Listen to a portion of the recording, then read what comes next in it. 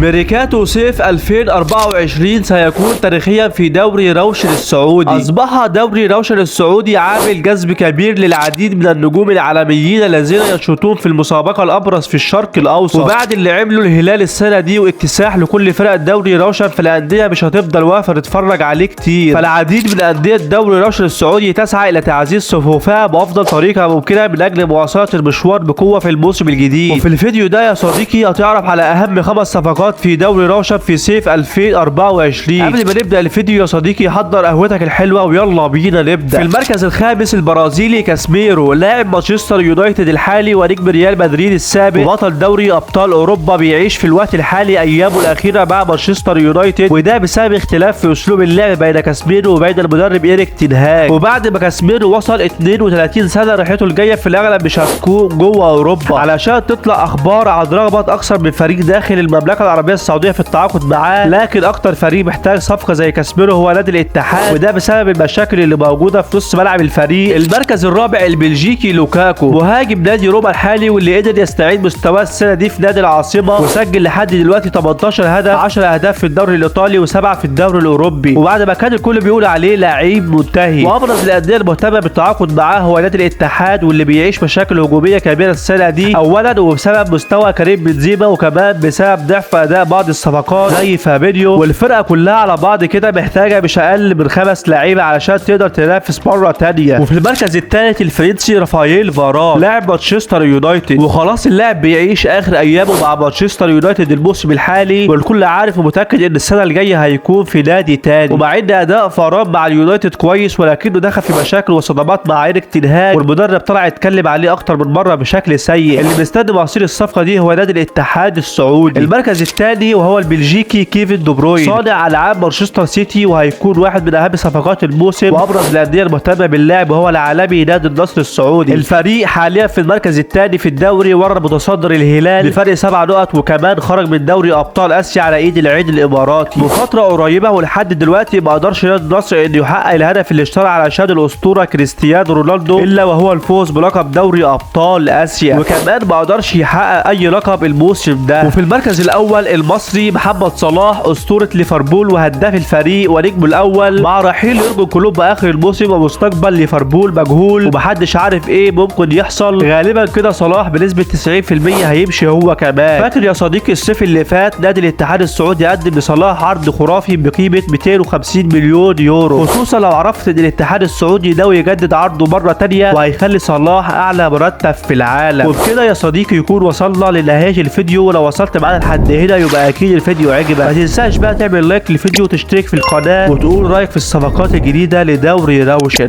سلام.